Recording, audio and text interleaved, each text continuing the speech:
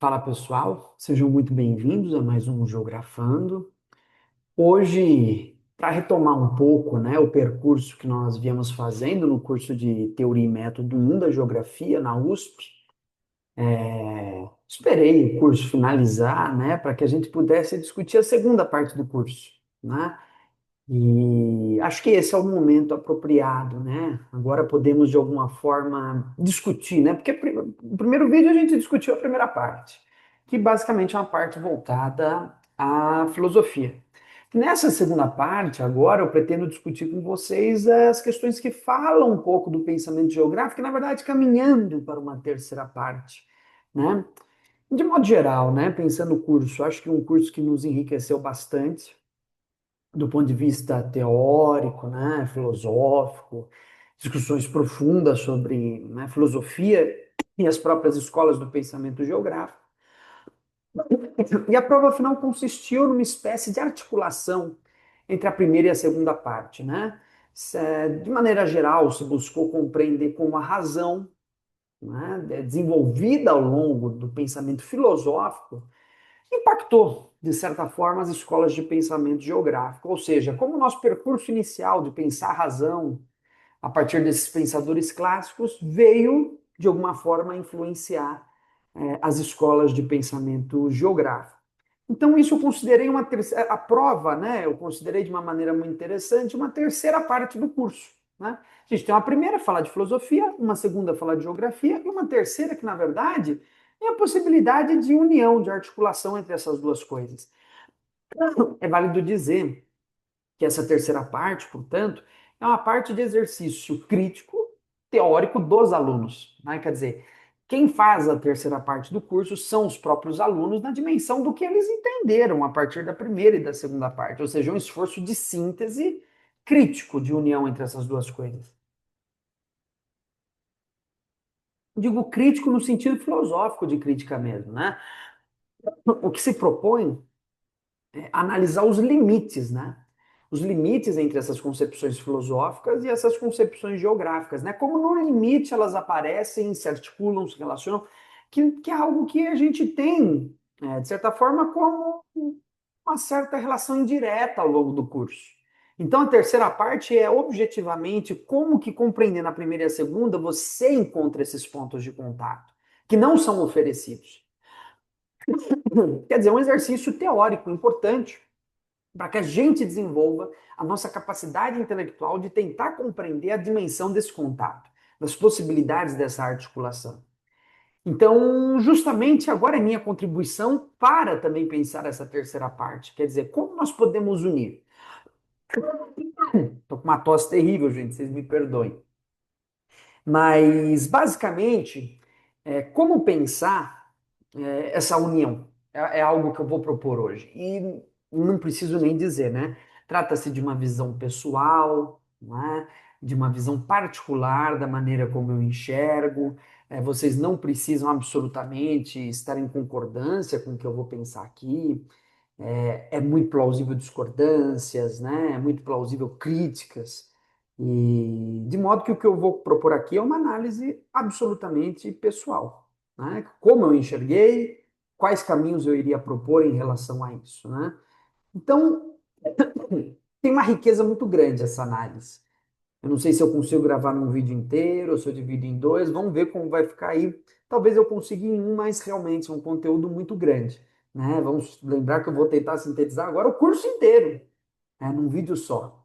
Então, vindo desde a tradição do Descartes, passando pelo Kant, os positivistas, né, até chegar no Nietzsche, e relacionando com as escolas de pensamento geográfico. Foi essa a proposta da prova, né? As provas não são iguais todos os anos, por isso eu também me sinto muito livre para falar um pouco sobre isso, de maneira que esse vídeo que eu farei não servirá para responder às próximas provas, visto que as questões sempre mudam, né? Então, mas eu acho interessante comentar isso para dar um panorama geral do que é o curso, né? Então, muito bem, vamos lá começar esse percurso de investigação longo que teremos aí, né? Não sem mais delongas, comecemos pensando aí o racionalismo cartesiano. né? E qual será a implicação desse racionalismo cartesiano para pensarmos um pouco é, algumas escolas do pensamento, na verdade, uma escola do pensamento geográfico, né? Que é a escola quantitativa. Então, assim, eu pretendo trazer as ideias filosóficas e relacioná-las com as ideias geográficas, o modo como elas vão se relacionar. Antes de tudo, eu queria dizer, é muito importante essa compreensão, né, para o geógrafo. Eu acho que a possibilidade de resolver a atual crise da geografia, que eu considero uma crise de base fortemente epistemológica, né, uma crise de base, vamos até dizer, filosófica, né? Parece que a gente se distanciou muito das nossas bases filosóficas. Voltamos a uma certa tradição, que é uma tradição já ratzeliana, laplaciana, né? De um certo desligamento da filosofia, de uma certa negação da metafísica, que conduz a um certo cientificismo. Eu acho isso perigosíssimo. Por quê? Porque, vou relembrar aí a professora Maria Adélia, o que ela falou dias atrás, aí nas entrevistas, intérpretes do Brasil, na Faculdade de Filosofia, Letras e Ciências Humanas, que é algo que, na verdade, o Milton Santos já dizia, mas é bom recuperar, que a geografia lida com a totalidade. A geografia lida com a totalidade. Ela é uma ciência, ou, eu até prefiro dizer, uma filosofia da totalidade, certo? De modo que, se render a um cientificismo fragmentário, de base positivista, como veremos, tem uma repercussão extremamente negativa. Quer dizer, quando a gente se rende a esse modelo, a gente faz tudo, menos geografia. Espaço geográfico é uma totalidade. De modo que se eu o violento na análise, que é um movimento necessário, essa violentação, no sentido de alimentar, né, a minha análise, e não reconstituo ao final a totalidade, o que eu tenho é uma geografia sempre pela metade. Que é o sentido das hiperespecializações que vemos hoje, que eu considero extremamente problemático, né? Eu acho que os trabalhos de mestrado e doutorado devem necessariamente sempre buscar recuperar essa totalidade. Mas o que eu vejo muito na geografia é uma tendência a pesquisas do tipo análise do solo na região norte de Santana, de Parnaíba, durante o mês de junho a setembro, na margem direita do rio, de rochas calcárias. É isso, quer dizer, uma extrema especialização. Essa extrema especialização não é necessariamente um problema. O problema é quando essa especialização extrema não retoma uma totalidade. E isso produz um pensamento fragmentário. Esse pensamento fragmentário eu considero muito perigoso. A nossa categoria fundamental é a categoria de espaço geográfico. E se a gente não retoma essa totalidade de espaço geográfico, eu vejo como algo muito perigoso. E vejam só, a filosofia é a oportunidade de retomar essa totalidade, né? Essa oportunidade. E na medida em que a gente esquece nossas bases filosóficas, o risco de cair recorrentemente nessa fragmentação é muito grande. Então, entender as bases filosóficas é importante para salvar a geografia, de certa forma, de um lado, e de outro, para a pesquisa. É impossível ser um pesquisador, e se você pretende isso, sem compreender as bases teórico-metodológicas. E digo mais, é impossível ser professor também. Né? O professor ele tem que ter noção sobre isso para que ele saiba articular. Na verdade, é impossível exercer seu papel de geógrafo sem essa noção. Né? Então, saber como proceder é fundamental. Esse é um curso de teoria e método. Não é? Portanto, indica formas de se proceder. Mais do que isso, método geralmente é tido como formas de procedimento. Não é algo que eu colocaria dessa forma, né? Tem livros famosos que colocam método com formas de proceder, e isso daí não é método, isso é procedimento metodológico. Isso veio de uma certa tradição cartesiana, lá do livro Discurso do Método, né, do Descartes, onde ele propõe fases da interpretação de um determinado objeto. Mas aquilo ali percurso metodológico, são as fases da investigação, não é o método. O método é, antes de tudo, e isso daqui eu acho que quem introduz isso de uma maneira muito brilhante na filosofia, e que não pode ser visto de outra forma depois dessa proposição, é o Kant. O método, ele é uma determinada forma de se pensar a relação entre sujeito e objeto. É isso, método. É assim que eu colocaria. Portanto, tudo que nós veremos aqui, desde o racionalismo, caminhando para o Kant, chegando no positivismo, são sempre formas de se pensar a relação entre sujeito e objeto.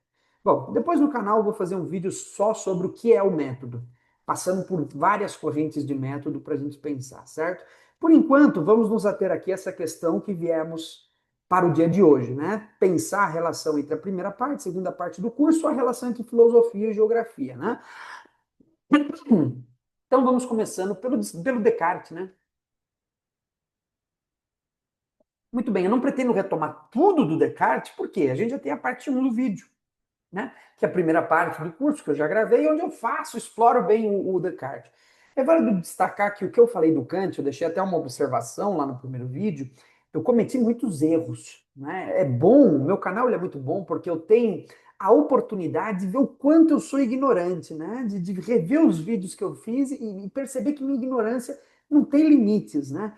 Então é importante, né, para a gente ver também um certo amadurecimento intelectual, né? Então, eu peço que naquela parte do Kant se desconsidere.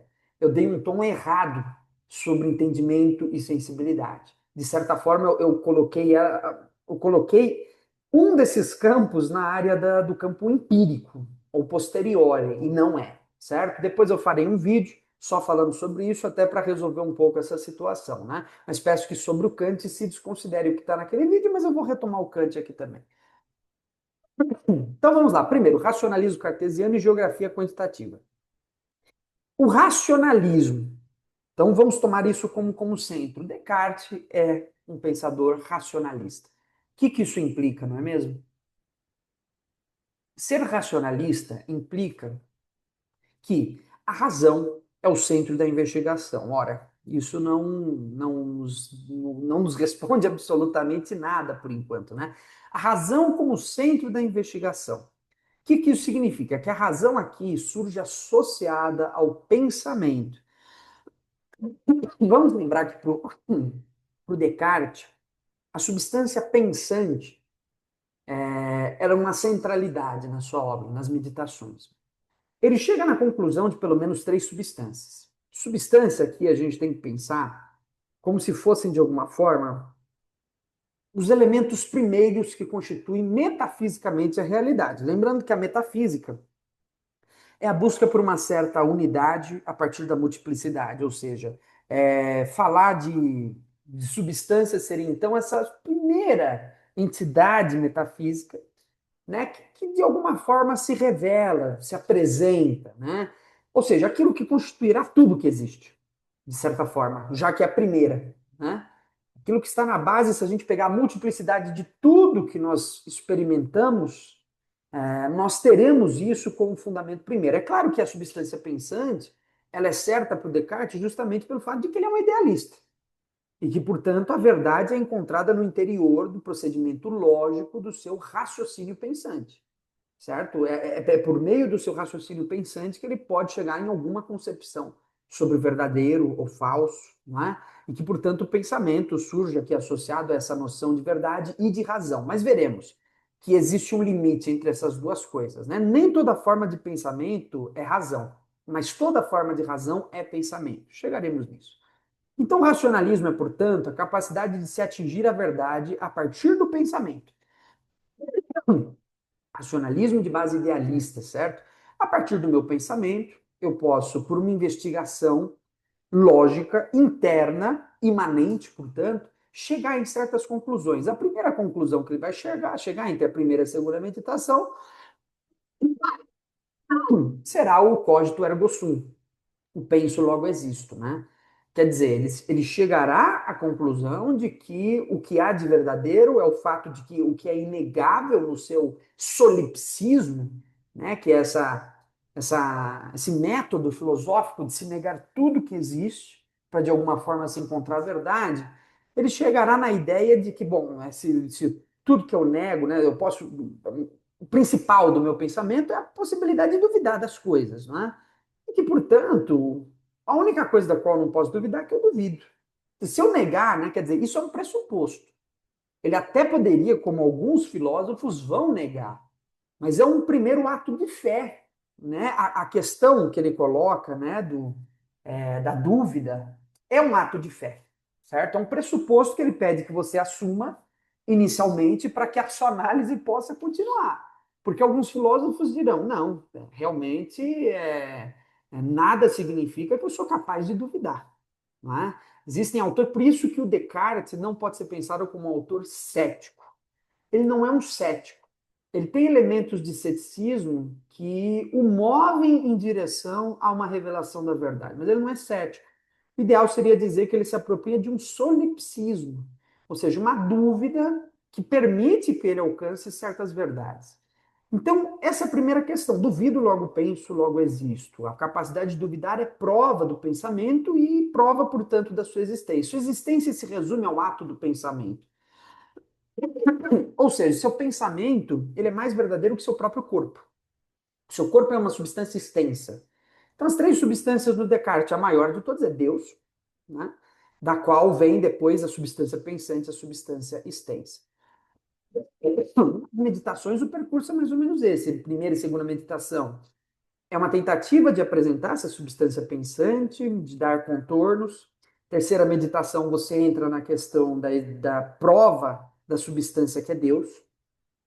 Quarta meditação, começa a noção entre verdadeiro ou falso. Quinta, ele vai retomar a noção de substância pensante extensa. E sexta, ele vai falar da substância extensa, do espaço, que é o que nos interessa, inclusive, como geógrafos, né? Que pena, tá lá na sexta, tem que entender todas as outras para chegar lá. Mas no nosso curso, nós só vimos a meditação primeira e a meditação segunda, né? Podemos ficar por aqui. Então, vejam só, o que é pensamento, né? Pensamento. Descartes dirá, né? A coisa que pensa, isto é, uma coisa que duvida, né? Entende, afirma, nega, quer, não quer, imagina e sente. O pensamento tem como propriedade todas essas operações. Então, Descartes ele vai distinguir dois níveis de pensamento. Primeiro, o pensamento em geral, né? O cogitatio, né? Que na verdade seria todo ato interior de consciência que pode incluir, por exemplo, imaginar, sentir, querer. Isso é o pensamento, que ele vai diferenciar de razão ou entendimento, o intelectus, que ele dirá é a parte do pensamento que compreende e é capaz de julgar, certo? Daí, o que a gente chega em conclusão? A parte do pensamento que compreende e julga quer dizer o seguinte, né? Quer dizer, isso daí é a razão, perdão. A parte do pensamento que compreende e julga é a razão ou o entendimento. Ele chega na conclusão, né? Todo uso da razão é pensamento. Sempre que eu exerço a razão, eu necessito do pensamento. Mas nem todo pensamento é uso da razão. Pensar não significa automaticamente pensar racionalmente, certo? Mas toda forma de razão se dá em pensamento. Ora, isso é importante porque é uma razão desligada do mundo material, cuja centralidade na relação sujeito e objeto será sempre o sujeito. É o sujeito que observa a partir da sua própria dúvida que determina a existência do objeto. O objeto, como veremos, é motivo de dúvida para o Descartes. Veja aí, método. Lembra? Lembra que eu disse? Método implica uma certa relação entre sujeito e objeto. Que, portanto, indica que, para Descartes, nessa relação, o sujeito tem preeminência, né? Ele é premente ao objeto, ele determina o objeto. Nós veremos lá na frente que a coisa não é bem assim. Por exemplo, para os positivistas. Então vamos lá, ó. A base deste racionalismo trata-se da capacidade de elaborar metafisicamente essas ideias. Então, buscar unidades a partir das multiplicidades como se apresentam a mim, né? Busca pelo simples, que define os objetos a partir do princípio de verdade. Essa busca pelo simples, no Descartes, é muito importante. Por que é tão importante no Descartes? Vamos entender que a ideia de simples não está relacionada com a ideia do fácil. Tomar cuidado, né? O simples seria, para alguns filósofos, pensadores, né, o mais difícil de se obter. É o caso, por exemplo, da matemática. Isso é muito importante, porque aqui nós veremos que o Descartes está relacionado à geografia quantitativa. Então já vejam, o primeiro paralelo é a busca pelo simples. O simples é uma condição matemática. A matemática trabalha com simples. A matemática é uma ciência extremamente simplificada, extremamente simples. Ela busca operar com o simples, que é a capacidade de você reduzir. A matemática é uma operação metafísica, não é? Olha só, é a capacidade de você reduzir elementos diversos em operações, né? Isso é uma linguagem metafísica. Então, O Descartes tem uma influência muito grande do pensamento matemático, do espírito geométrico, como nós colocaríamos, né? Inclusive, o espírito geométrico é a condição para a verdade. Que coisa, né? É, isso, no primeiro momento, parece uma coisa absurda, quer dizer que a geometria pode nos dar o significado da verdade. Pode, para o Descartes, sim, mas a geometria é como operação. Quais são as operações geométricas? Isso ele chega na quarta meditação, mas é importante para fazer um paralelo com a geografia física, né? A busca pelo claro e distinto. Vejam só, o cogito ergo sum, ele não é, ele é o estabelecimento da primeira verdade, certo? Para o Descartes. Mas ele não é o princípio do método, né? O método cartesiano, o princípio desse método, ele se inicia pela dúvida, mas ele não se realiza pela dúvida.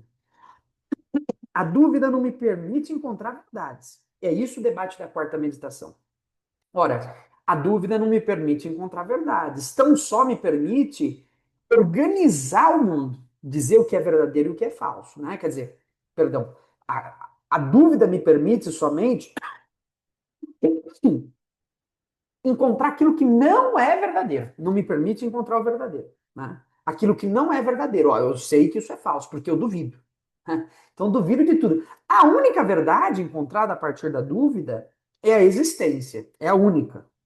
Tanto que isso implica, na terceira meditação, uma dificuldade imensa para o Descartes, porque ele vai dizer assim: ora, a dúvida é o princípio de verdade, só que somente eu sou capaz de duvidar. E, portanto, eu só sei que eu existo porque eu sou capaz de duvidar, né, do mundo tal como ele é. Ou seja, a dúvida é uma experiência racional interna do meu pensamento. E que, portanto, somente aquilo que está nos limites do meu espírito, somente aquilo que está nos limites do meu pensamento, pode ser avaliado pelo princípio da dúvida. Quer dizer, só aquilo a respeito do qual eu estou diretamente ligado ao meu pensamento, que ele vai chamar de espírito, pode ser motivo de dúvida. E somente isso, então, eu posso julgar como verdadeiro ou falso. Portanto, a única coisa que eu posso julgar como verdadeiro ou falso é a minha própria existência, nem meu corpo. Meu corpo eu não posso. Né? Mas a minha existência eu posso julgar, e aí eu julgo como verdadeira. Mas e os objetos? Vira um problema. E aí, eu não tenho acesso ao objeto. Meu espírito está nos limites. Isso vai chegar na sexta meditação também, a unidade entre corpo e alma, que são unidas, mas são diferentes, né? Mas tá dentro dos limites do meu corpo, do meu próprio corpo, né? Tá dentro dos limites da experiência que eu tenho com tudo aquilo que me chega a partir dos sentidos e que mesmo tudo isso que me chega a partir dos sentidos não tenho acesso a partir da minha dúvida. Ou seja, é interno. Apesar de estar nos limites do meu corpo, eu mesmo não posso acessar o meu corpo como pensamento e, portanto, não posso nem dizer que meu corpo é real. Essa é a pira do Descartes, né? Então, vejam só. Como provar a existência dos objetos que estão para além do corpo? É um grande problema. E veja, essa dúvida sobre os objetos para além, perdão, como pensar os objetos que estão para além do pensamento? Essa dúvida é fundamental, está na base do que a gente vai pensar para uma geografia quantitativa. Já vou retomar tudo isso em relação à geografia quantitativa. Vamos primeiro delimitar o Descartes, né? Então, tudo aquilo que me surge para além do pensamento, eu não consigo provar a existência, não consigo me livrar dessa dúvida, né? Não consigo me livrar desse solipsismo. O que responde isso? Inicialmente vai ser Deus.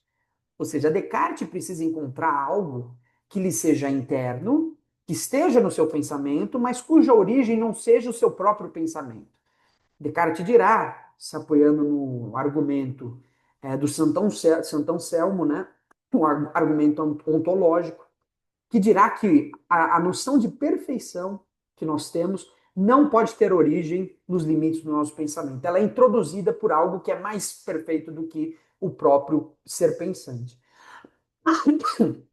Haverá toda uma discussão sobre isso, né? Quer dizer, eu não posso ter a ideia de perfeito sem um ser imperfeito, e daí vem deduções matemáticas de novo no Descartes, né? Descartes dirá, veja só, como eu, como ser imperfeito, posso chegar à noção de perfeição? Eu só posso, a partir de mim, me reduzir a coisas que sejam mais imperfeitas. O imperfeito não pode chegar em algo que seja mais perfeito.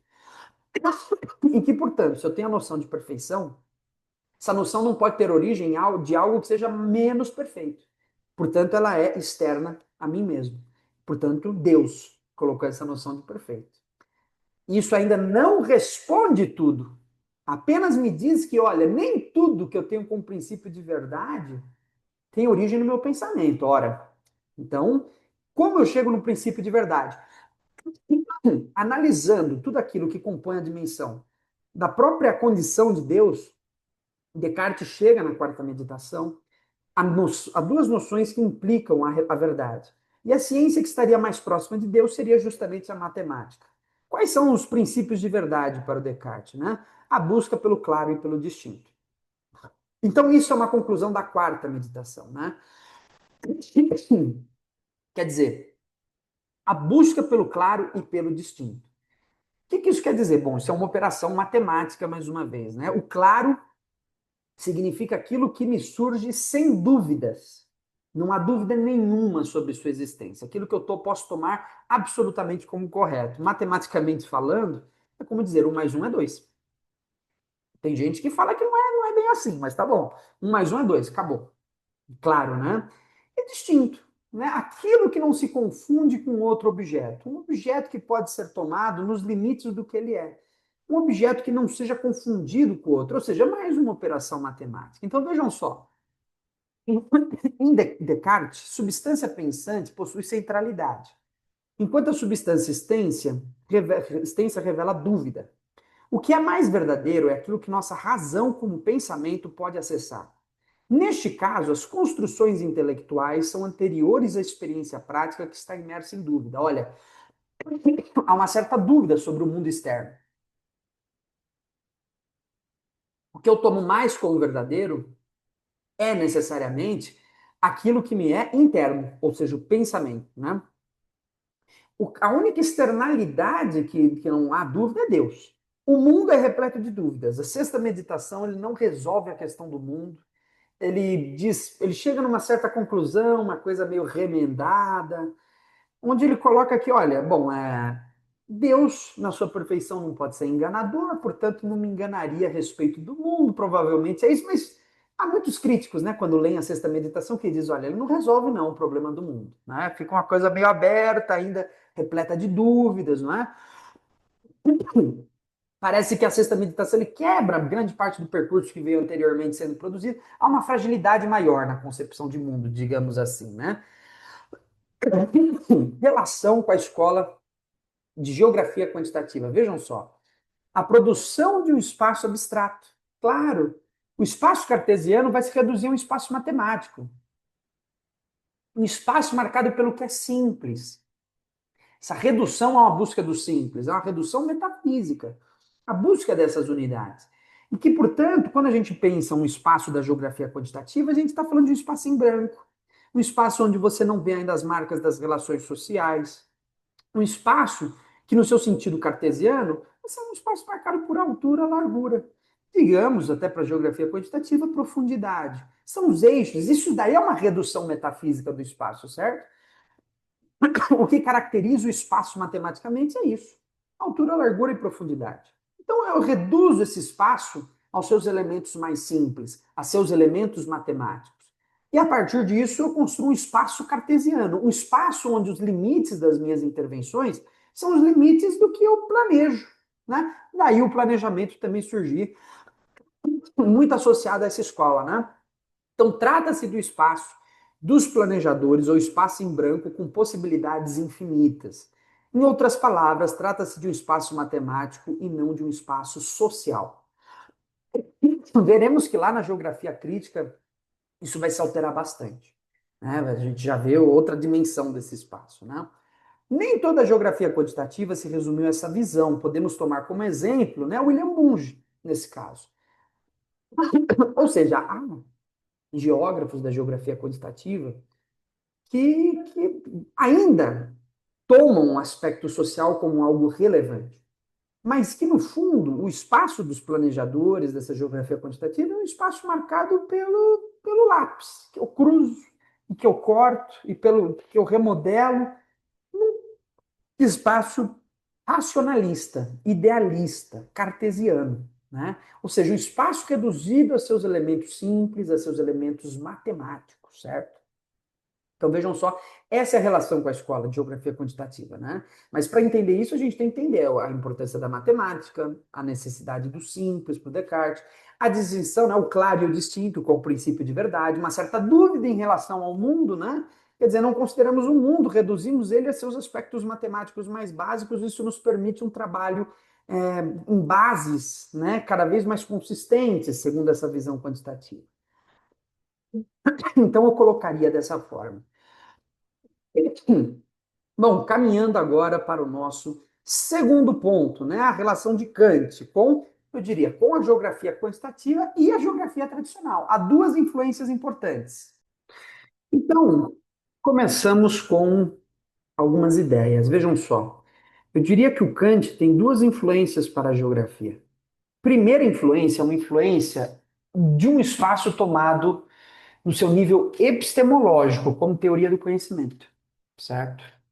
Eu diria dessa forma, né? Espaço tomado a partir de uma certa teoria do conhecimento, de uma epistemologia. E há, e esse espaço kantiano, que é o espaço puro, ele não se confunde com o espaço geográfico em Kant, né? O espaço geográfico kantiano, ele está mais associado ao conceito de natureza e não ao conceito de espaço puro. Por isso eu diria que há duas implicações. De um lado, para a geografia quantitativa, na noção de espaço puro, de outro lado, para a geografia tradicional de base ratzeliana. Colocaria dessas duas formas, e essa geografia ratzeliana influenciada por esse espaço, né, tomado a partir da noção de natureza. Colocaria desse modo. Né? Então, a ideia de espaço como forma do entendimento, né? Perdão, a ideia de espaço como forma do conhecimento delimita o espaço a partir de sua concepção não material, mas como uma forma de apropriação da realidade a partir do próprio sujeito. Lembremos então que o espaço puro do Kant é aquele espaço que organiza, como forma do conhecimento, ele é caracterizado como uma forma passiva de relação com o mundo, ou seja, ele está sempre presente, como forma de organização da realidade. Existir é, portanto, ter essa capacidade passiva de entender todos os objetos em sua dimensão espacial, né? Espaço e tempo. Lembrem-se disso, né? Que são tomados pelo seu caráter a priorístico, né? E puro, né? Quer dizer, relacionados a uma certa entidade metafísica, e veja, mais uma vez se confunde, em certa medida, com um certo espaço matemático. Veja que o espaço, tomado como forma de conhecimento, é o espaço ocupado pelos objetos. Então, cada objeto que existe ocupa um determinado espaço. E se ele ocupa um determinado espaço, isso significa que suas propriedades são geométricas, altura, largura, profundidade, mais uma vez. Então, lá, isto entra em contradição com a próxima escola que veremos, que é o positivismo, onde a premência na relação com o objeto é do próprio objeto e não do sujeito. Vejam, para o Kant, quando a gente fala de espaço como forma do conhecimento, e dizemos que ele é inato e passivo, ele é inato e passivo do sujeito, não da realidade, certo? Não é a realidade que tem como inato a ideia de espaço. É o sujeito. É o sujeito que, com suas capacidades mentais, organiza o mundo a partir dessa forma de conhecimento que é o espaço. Então, o sujeito ganha centralidade. Por isso que o método kantiano é chamado de a priorismo. Porque apesar de considerar tudo aquilo que implica o mundo como externalidade, ou o empirismo, ainda há uma premência, né? Ainda há uma valorização do sujeito do conhecimento em suas características a priorísticas. Então, é o sujeito, na verdade, que intervém e organiza essa realidade. E não a realidade que intervém e organiza o modo de observação do sujeito, que, creio eu, no positivismo se realiza dessa forma, né? Como forma do conhecimento, isto implicará novamente o reconhecimento de um espaço abstrato, produzido como construção intelectual. Esta noção de espaço kantiana contribui para a base de pensamento da escola quantitativa. Então vejam só, como forma do conhecimento, o reconhecimento de um espaço abstrato, mais uma vez produzido como condição do intelecto, né, está associado à escola quantitativa. Então vejam só, a escola quantitativa também concebe uma certa categoria espacial a priorística.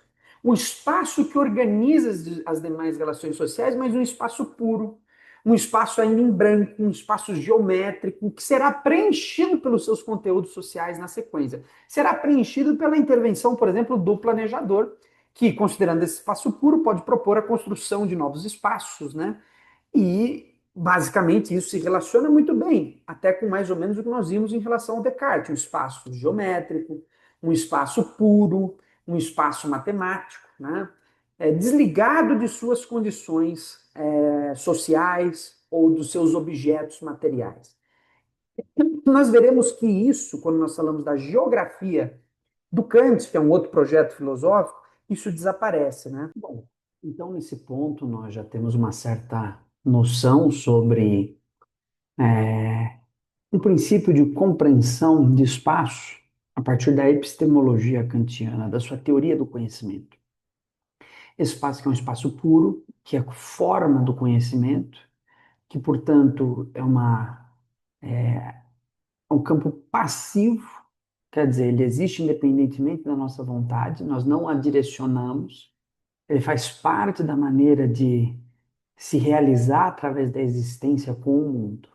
E esse espaço, ele tem suas implicações para se pensar, em primeiro lugar, o fato de que o espaço passa a ser uma categoria, né? Em segundo lugar, né, o fato de que o espaço pode ser compreendido a partir de uma concepção a priorística, né? E vejam só, é importante porque no Descartes, Descartes vai usar, não vai usar exatamente o conceito de espaço, apesar de que ele trabalha também com a noção de espaço. Mas nas meditações, o Descartes vai falar em extensão e não em espaço necessariamente, né? Só no sexto capítulo que ele chega no mérito de discutir um pouco essa questão. Então vejam só, o Kant não, ele já está trabalhando com a categoria de espaço, de fato. E o que nos leva agora a uma próxima concepção, uma próxima possibilidade para se pensar o Kant nesse contexto, que seria então tomar como referência a sua obra Geografia. A obra Geografia do Kant não foi objeto de análise no nosso curso, né? Nós trabalhamos com a crítica da razão pura, o prefácio da crítica, né? O segundo prefácio. Mas não deixaria de lado a possibilidade de trabalhar com esse texto, porque o César nos deu liberdade, inclusive, né? O professor César Simoni nos deu liberdade para explorar outros textos, outros sentidos, e isso acho que enriquece a nossa análise do Kant, com outras possibilidades para se pensar o Ratzel, por exemplo. Então eu tenho meu texto aqui, eu vou ler para vocês e aí eu vou discutindo, né? No entanto, não devemos deixar de lado a própria obra Geografia, de Kant. Kant concebe a geografia como uma ciência sintética posterior. E veja, nós já não estamos mais no campo das categorias puras, do a priori, daquilo que é anterior à experiência.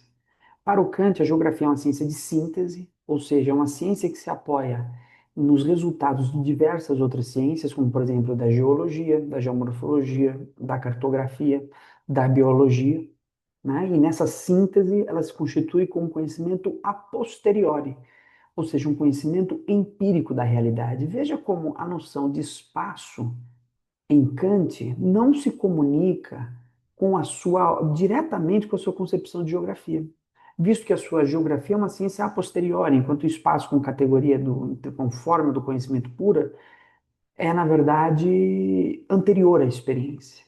E nesse sentido, o Kant também não trabalha com a ideia de espaço geográfico, ele não vai usar esse termo. Então, quando a gente escuta o termo espaço no Kant, ele está se referindo a uma forma do conhecimento puro a priori. Quando Kant fala em natureza, ali nós temos a possibilidade de se pensar o que seria esse espaço geográfico, né?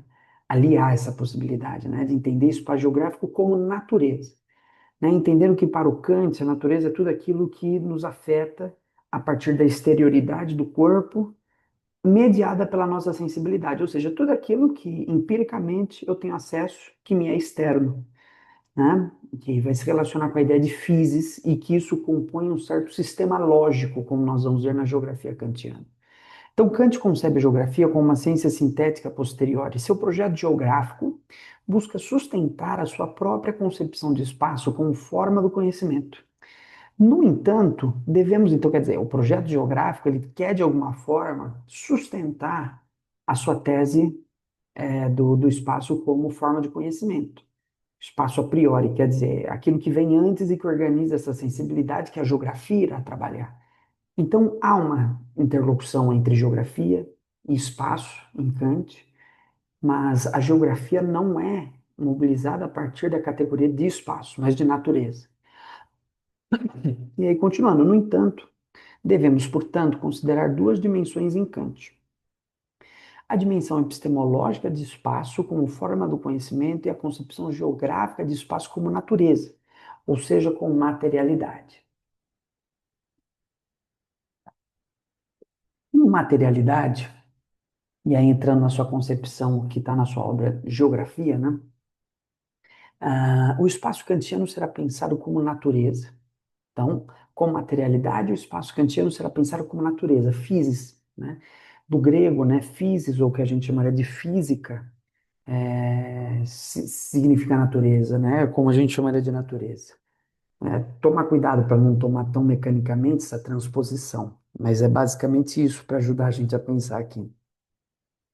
Então, isto implica reconhecer que o espaço geográfico kantiano deve ser tido como natureza, enquanto o espaço puro kantiano é uma forma do conhecimento, não restrito à geografia, na verdade, incluído como dimensão da epistemologia. Quando a gente fala de espaço, então no Kant, não ele não está considerando uma dimensão geográfica, mas uma dimensão epistemológica de espaço. Isso é importante para a gente separar. Essa concepção epistemológica será muito importante para a geografia quantitativa, como espaço puro, a priori, desligado da experiência, não é? Geométrico, que organiza os sentidos. Enquanto que o espaço é tido como natureza, esse espaço ele será muito importante, como veremos agora, para a geografia tradicional e para o pensamento de Ratio, em particular, com certas transposições. Então, desta forma, se por um lado Kant influencia a escola quantitativa por seus pressupostos epistemológicos, por outro, sua influência para a geografia também irá se realizar por seus pressupostos de análise da própria ciência cartográfica, perdão, da própria ciência geográfica. Desta forma, devemos considerar que as influências de Kant são múltiplas para a geografia e se dão no campo da epistemologia e da própria ciência geográfica, certo? Então, como a epistemologia, sua concepção de espaço influencia a escola quantitativa? Como campo científico, sua concepção de natureza, como campo científico, aqui eu gostaria de colocar, né, como uma espécie de ciência aplicada, nesse sentido que eu estou colocando, né? Então, como campo científico, sua concepção de natureza influencia o pensamento da geografia tradicional, principalmente Ratzel, através, claro, de um outro filósofo chamado Herder. E aqui é uma figura que é muito importante para compreender o Ratzel, porque o Herder mobiliza uma teoria da história, né? Vocês verão isso, acredito que mais à frente com o professor Elvio Rodrigues, né, Teoria e Método 2, acredito que haverá essa abordagem. E aí, claro, agora eu gostaria de estabelecer os paralelos entre a natureza em Kant e os elementos de uma geografia tradicional. Então, como que isso se dá? Né? Em noções como, primeiro, síntese e totalidade. Ele vê, e aqui pensando, né, a natureza para o Kant, ela se dá pela noção de síntese, porque é sintética, né, um conhecimento sintético, e totalidade. Quer dizer, a natureza compõe um todo, né, um todo. Quando a gente fala de totalidade, é muito importante lembrar a noção de movimento. Os seus objetos estão em relação, estão em permanente mudança, mudança operada pela própria estrutura interna dessa totalidade, que não é estática, está sempre se movimentando. Essa é a noção de totalidade para pensarmos o Kant, né? Então, o Ratzel se apropria desse sentido de síntese e totalidade na noção de natureza kantiana e vê o Estado como uma totalidade orgânica, cujos elementos só fazem sentido sintetizados num conjunto, uma certa totalidade, né? Essa totalidade orgânica, essa ideia de organismo, voltaremos quando tratarmos da questão do positivismo, né? A geografia é, portanto, para ele, uma ciência de sínteses espaciais. Como se realiza essa síntese no pensamento ratzeliano? A partir da relação entre fatores naturais associados aos fatores humanos integrados. Isso é a síntese, para a gente pensar, né? O espaço como síntese no Ratzel é isso. Fatores naturais mais os fatores humanos integrados. Então, se a natureza kantiana é uma síntese, Ratzel se apropria dessa noção de síntese para também pensar uma síntese entre natureza e homem. Nós veremos, né? Aqui uma curiosidade, né? O Ratzel, na sua antropogeografia do livro, ele coloca que o que seria a geografia humana no Kant, o Kant teria revelado que essa geografia humana, né? E que essa geografia humana no Kant seria a antropologia, que também para o Kant é uma ciência de síntese, a posteriori, mas pelas humanidades, enquanto a geografia seria uma ciência da natureza. Olha que interessante. Então, o Ratzel ele não se apropria só da obra Geografia do Kant, mas também da obra Antropologia. E quando o Ratzel vai lá e cria um livro chamado Antropogeografia, tem uma forte base kantiana. Ele está falando que essa antropogeografia do qual o Ratzel fala a gente tem que considerar limites, né? Os autores não colocam exatamente com a mesma coisa, né? É difícil dizer exatamente que é uma geografia humana, mas essa antropogeografia tem uma forte base kantiana, no sentido de uma união entre a antropologia e a geografia. As duas obras do Kant, certo? Então, mais uma relação para pensarmos. Segundo, distinção kantiana entre natureza e liberdade. O Kant distinguiu leis naturais, necessidade que existiriam em oposição às leis práticas, que seria o campo da liberdade ou autonomia. Ratzel tenta unir as duas esferas, isso é muito importante. Existia uma corrente muito forte no pensamento alemão, o Milton Santos trabalha essa questão, inclusive, por uma geografia nova, e é a questão do necessitarismo, certo? E o necessitarismo viria justamente dessa concepção das leis naturais, da necessidade. Significa, portanto, que na natureza as coisas têm que acontecer necessariamente de uma determinada forma. Isso seria o que depois foi transpassado como determinismo. Vocês conhecem muito bem que o Ratz é um autor muito associado ao determinismo. É falsa essa colocação de que o Ratz é um determinista, né? Ele não vê uma relação direta entre fatores naturais e humanos. Ele percebe, então, que existe um campo, né, humano da liberdade, das leis práticas. E isso também tem uma certa conexão com a obra do Kant. Então, ele vai falar também de autonomia. Também há uma autonomia nessa relação com a natureza. Não por acaso Ratzel fará duras críticas ao Montesquieu, porque o Montesquieu toma esse determinismo de uma maneira muito mecânica e pela necessidade, sem considerar o campo da liberdade, né? Então, por conta disso, a gente também tem essa apropriação kantiana dessa relação entre necessidade, pelas leis naturais, e a liberdade a partir das leis práticas. Não vamos entrar no mérito do que é liberdade para o Kant, não, acho que não há necessidade, né? Seria uma outra discussão, né? O Kant é um racionalista, a liberdade para ele, então, se coloca nos limites da razão, vem da capacidade de exercitar também o próprio imperativo categórico, vem da noção de autonomia no Kant, né? É uma noção cara para o Kant, né?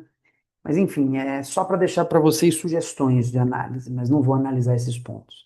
Ratzel tenta unir, então, as duas esferas, né? Ver o homem como parte da natureza, mas dotado de cultura e história. Ele é parte da natureza. E, ao mesmo tempo, sendo parte da natureza, é claro, está num campo de necessidade, mas é dotado de cultura e história. Portanto, também possui autonomia, também possui liberdade, né? Então, foge a esse determinismo mecânico, bobo, que geralmente a gente coloca na figura do Ratzel. Sua antropogeografia é justamente uma ciência intermediária. A interação homem e meio é regulada por leis naturais, mas mediada pela cultura. Isso daqui é tanto influência pela obra Geografia, quanto pela obra Antropologia do Kant, né? Que são os cursos que o Kant dava na Universidade de Königsberg, né? Na antiga Prússia, hoje o Estado alemão, né? Então, a natureza em Hatzel será concebida como externalidade, materialidade, assim como também por sua posição. Então, para o Kant, né, existiriam duas maneiras de proceder na organização da realidade. Seus sistemas, né, de organização. Primeiro, o que ele chama de lógico é um sistema muito próximo do sistema de taxonomia do Linneu, né? É um sistema então marcado pela definição a partir dos elementos que há em comum entre as espécies ou os objetos, coloquemos assim, né? Por exemplo, o que há de comum entre as rochas, o que há de comum entre os animais, uma perninha, um bracinho, uma vértebra, não sei, né? Isso daí seria uma característica de taxonomia. Encontrar as peculiaridades que existem em comum, né?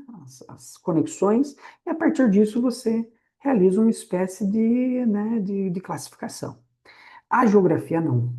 Para o Kant, a geografia ela teria uma maneira peculiar, né, de fazer a sua análise. Não seria uma análise pela taxonomia, né? Então, vamos diferenciar entre dois sistemas lógicos, né? Um taxonômico e o outro sistema lógico seria a physis ou natureza, né?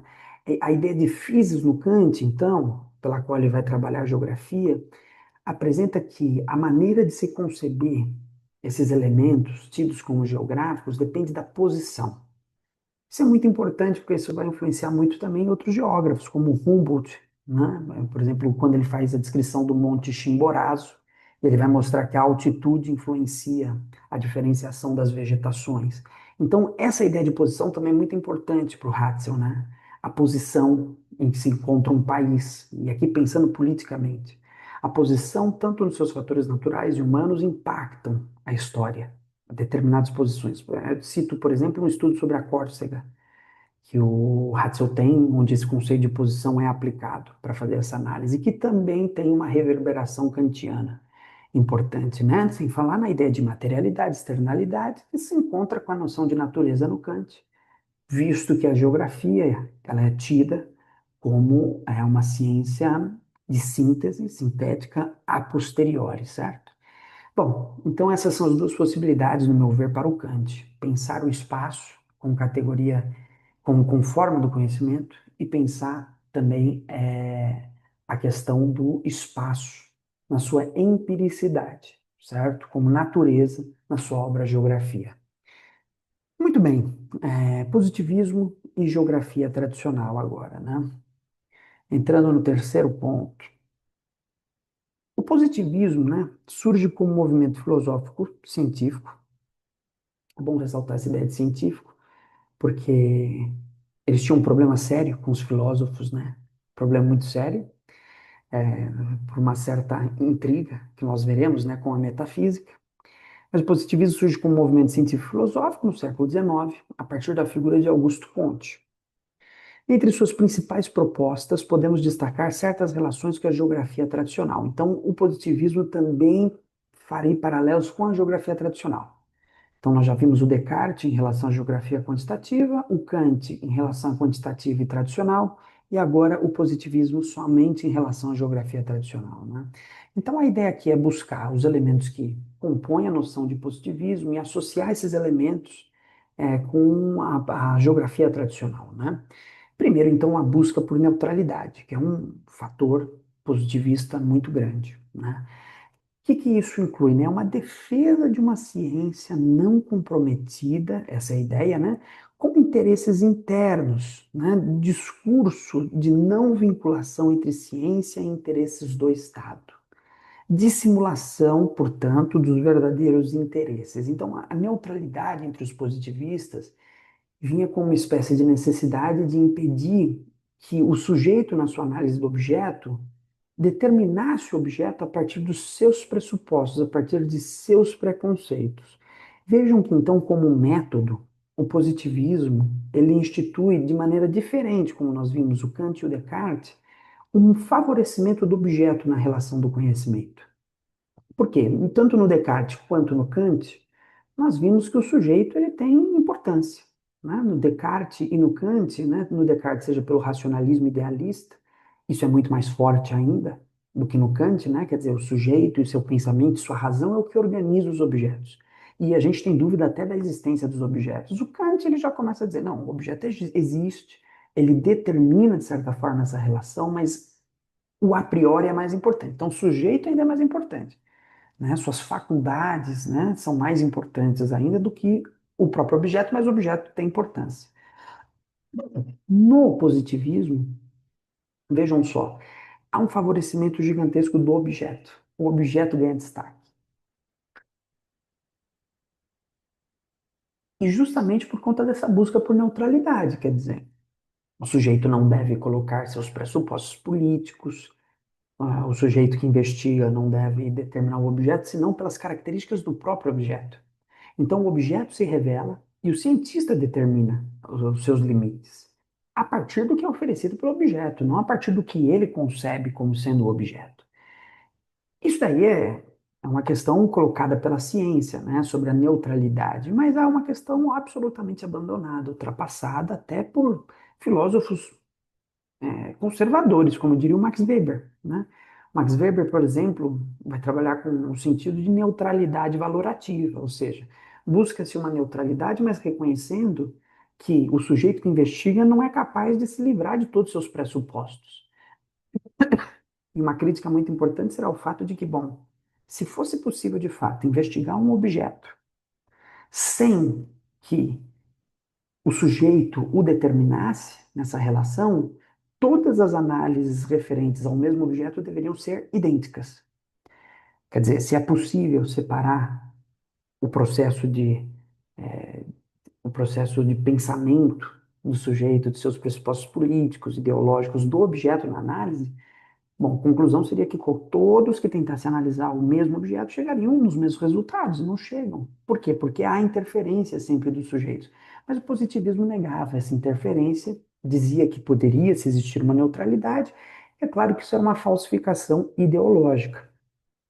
Quando a gente pega, por exemplo, as obras do Ratzel e do Lablache, e aí eu já coloco aí um primeiro paralelo com a geografia tradicional, há um forte apelo para uma neutralidade, uma desvinculação do Estado, uma posição, não vou dizer nem científica, mas cientificista, de uma negação da filosofia, né, de uma ciência tomada como ideologia.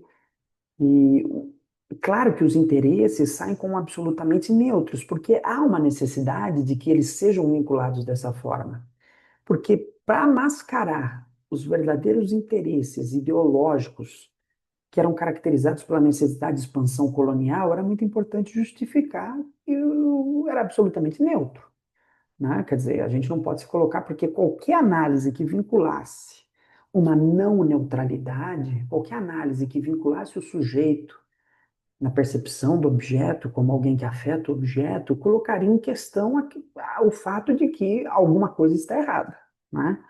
Quer dizer, se a neutralidade é um pressuposto fundamental, esse é um ponto que eu gostaria que vocês refletissem, porque a neutralidade, ela não cumpre só uma função, nesse ponto de dizer, bom, o pensador é neutro, ele não quer colocar seus pressupostos, não. Ela tem como característica, primeiro, o fato de que na relação sujeito e objeto, quem tem a preemência, desse ponto de vista ideológico, é o objeto, portanto, o sujeito não interfere. E se, portanto, todas as análises positivistas se realizam conforme uma observação do objeto, sem interferência do sujeito, se constrói a partir disso uma naturalização da história. O que isso significa? Que os resultados aos quais os positivistas vão chegar são sempre resultados que se naturalizam, quer dizer, por uma certa lei natural, como a gente viu no Kant, mais ou menos naquele sentido, por necessidade. Nesse sentido, a colonização deixa de ser um fato social, né? Apesar de que esse termo é positivista, né? Vou usar outro. A colonização deixa de ser um fato histórico, a colonização deixa de ser um fato marcado por contradições, a colonização se torna tão simplesmente um dado da natureza, que é analisado como, bom, tem que ocorrer assim. E as análises, tanto do Ratzel quanto do Lablache, caminham nesse sentido de uma história que, como história dos homens, surgem a partir principalmente de um forte sentido de necessidades. Necessidades que assumem formas ideológicas. Por exemplo, a noção de progresso. O progresso é uma necessidade, colocado como uma necessidade histórica, não no campo das disputas sociais, mas como necessidade histórica. Essa é a diferença para o marxismo. O marxismo vai dizer, bom, sobre progresso, quem diz que o progresso é uma necessidade histórica? E que progresso é esse do qual se fala? Os positivistas não. É uma neutralidade. A gente observa a história funciona assim, e não tem o que questionar. Essa é a questão, né? O questionamento desaparece, porque a história se naturaliza. Não tem como ser de outra forma. Essa é uma necessidade histórica, a noção de progresso, né? Então, isso cria todas as formas, todo tipo de formas ideológicas, né?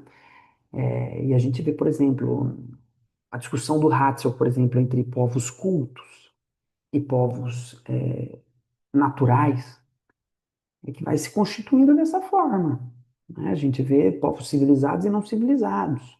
E o progresso, dado pelo princípio de uma expansividade territorial dos povos cultos, naturaliza, do ponto de vista hatzeliano, que a história é comandada pela Europa, que a Europa é, por excelência, a região dos povos cultos, que esses povos cultos, por expansividade territorial, contribuem para o progresso, no sentido de que incorporam as franjas territoriais desses povos não cultos e assim desenvolvem suas civilizações. E isso é uma necessidade histórica. O Ratzel analisa isso na figura de alguém que é neutro. É minha neutralidade, eu só estou vendo um fato histórico. Ou seja, a neutralidade como pré-função de retirar a história como campo de disputa. A história assume um princípio da necessidade, do tem que ocorrer dessa forma, não é de outra forma, porque a minha análise é neutra e, portanto, o meu resultado é objetivo. Entraremos então nesse segundo conceito, busca por objetividade, né? Então, a ideia de que eu posso analisar os objetos pela minha neutralidade implica também a consideração de que a minha análise tem que considerar uma objetividade dos objetos. O que que isso significa, né?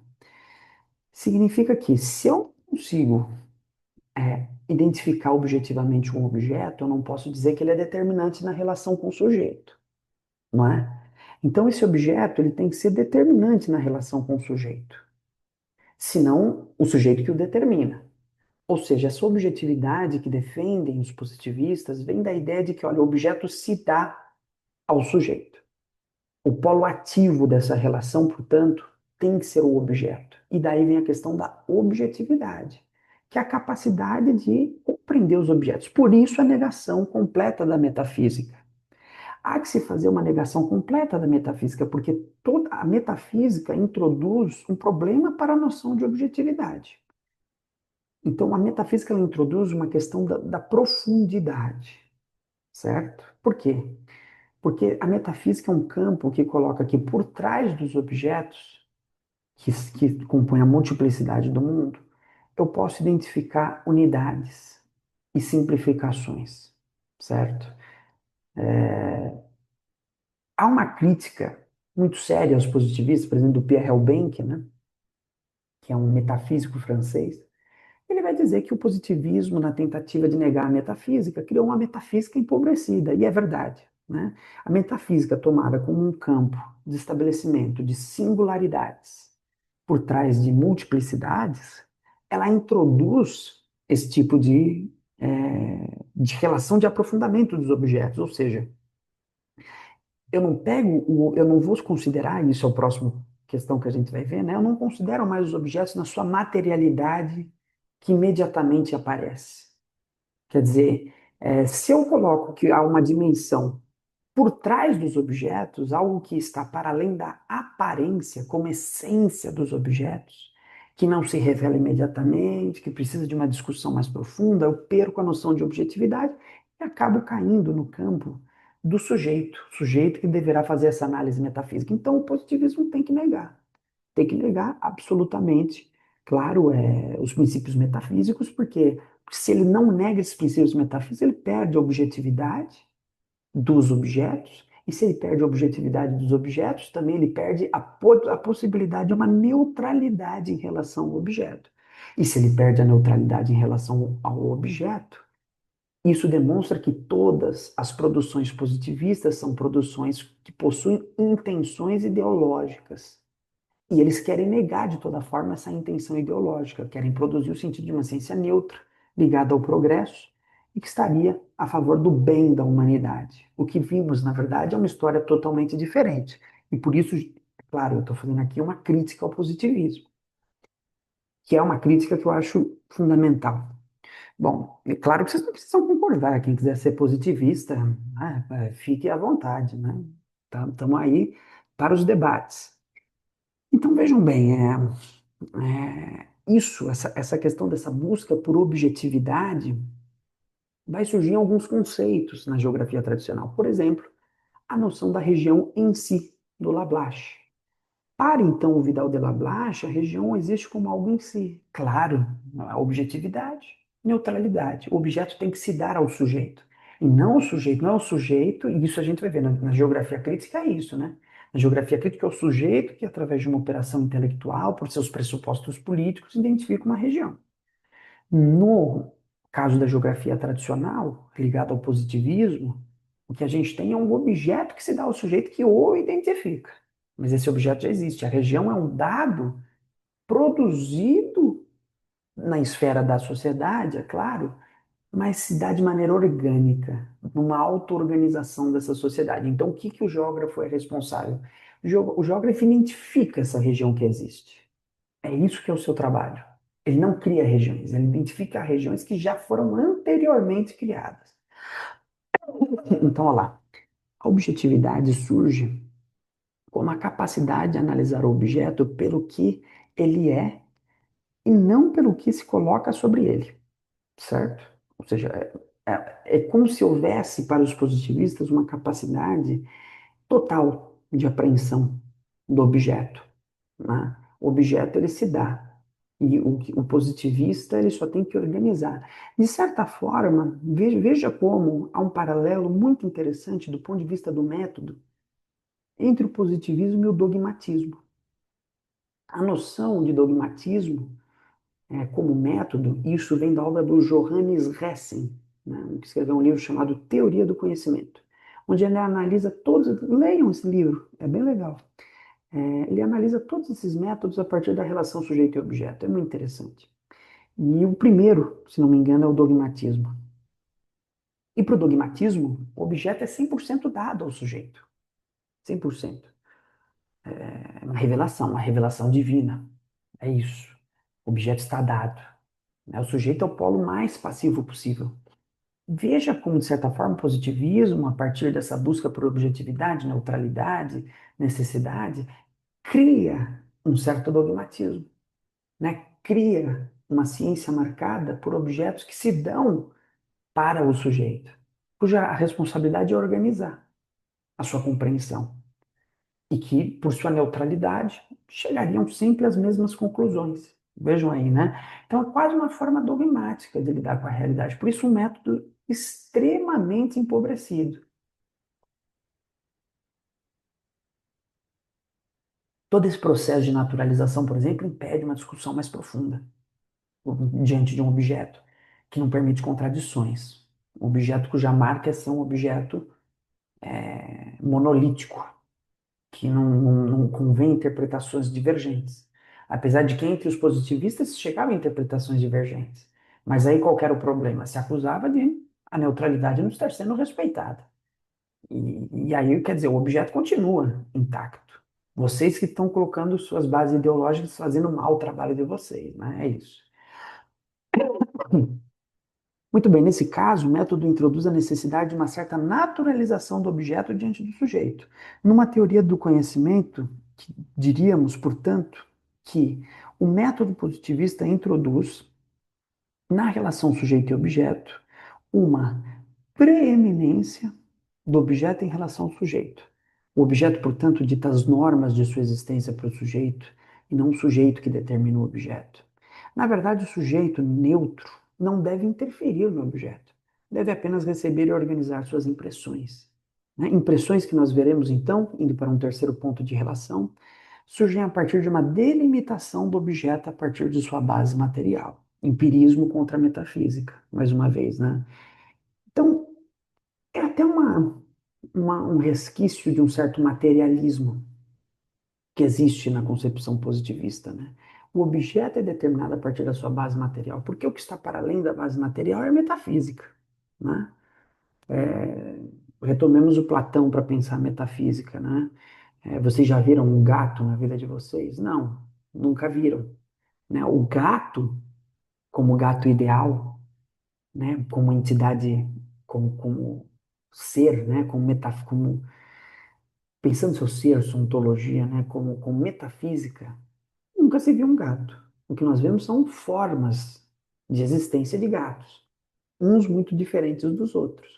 Mas metafisicamente falando, nunca se viu um gato. O que seria esse gato metafísico? Seria o gato que teria as características que determinaria a existência de todos os outros gatos. O que determina que um gato seja um gato? Seria esse ser metafísico, né? Então vejam só, os empiristas negam isso. Por isso, alguns diriam que o empirismo funciona como que o positivismo funciona como um empirismo chato, chato de chapado. Chapado no sentido de que, bom, o empirismo ele não necessariamente é chapado, chapado no sentido de achatado. Aqui é a aparência, aqui é a essência. Quando a gente fala empirismo chato, significa isso, ó. A essência se dá quase que no nível da sua aparência, né? O objeto como aparece é o objeto tal como ele é. E, portanto, eu nego a existência de uma certa metafísica, né? Que a metafísica é isso daqui, ó. É a essência que está por trás da aparência, e dependendo do modelo metafísico, vai longe, né? Então, você nega essa metafísica. Você fala, ó, o objeto como ele surge, e não necessariamente porque ela não exista, né? Mas porque os positivistas tomarão ela como um campo do impossível, um campo do desnecessário, né? Um campo que possui discussões intermináveis. Então, o que os positivistas dizem é: nós estamos reorganizando o campo do conhecimento nos limites do que é possível ser investigado, do que podemos investigar. Porque, para além desses limites, entraremos numa discussão interminável. Então, ficamos restritos ao campo de como esse objeto está aparecendo, certo? Então, olha lá, empirismo contra a metafísica. Em Ratzel, isso surge como a necessidade de negar a filosofia na forma de um cientificismo. O que é isso, cientificismo? É a ideologia da ciência. É a noção de que a ciência tem um método único, que esse método é superior ao da filosofia, certo?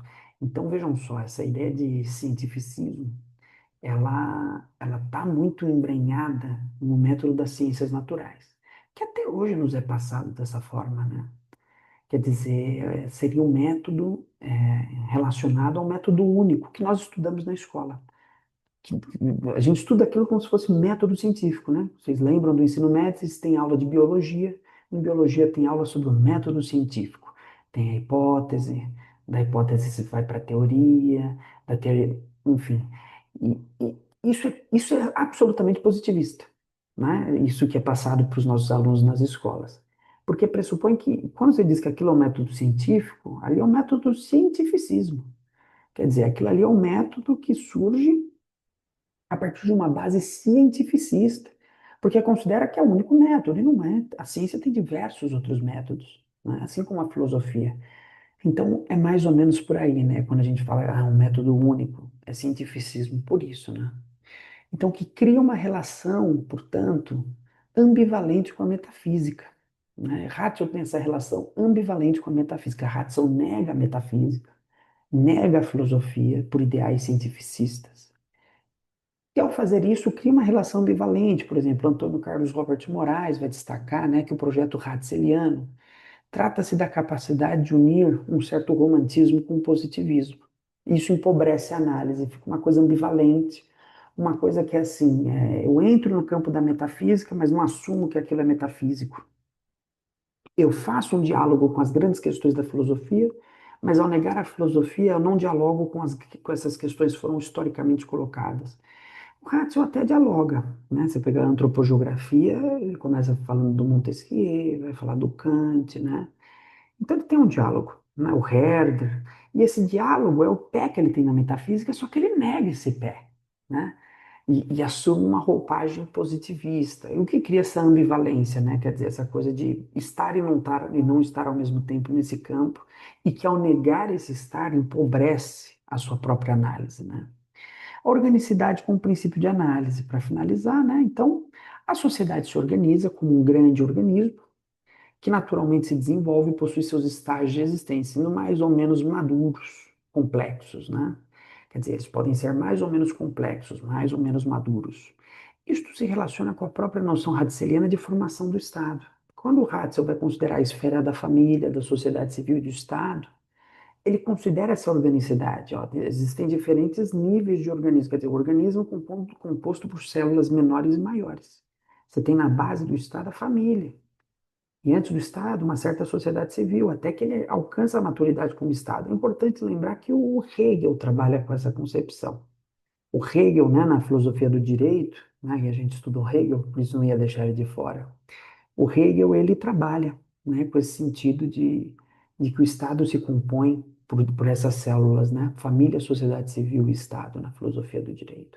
Só que é claro, né, isso também teria muitas relações com Ratzel, Hegel, né, a ideia de espírito, né, o Ratzel vai usar muito para evocar a ideia de espírito alemão, a ideia de Estado no Ratzel tem muita relação com a ideia de Estado no Hegel, né, e aí entra em outras, né? A ideia de espaço vital também tem um forte princípio de organicidade, né? Quer dizer, o espaço vital funciona quase que como um organismo, né? Numa relação orgânica entre o povo que habita um determinado solo, né?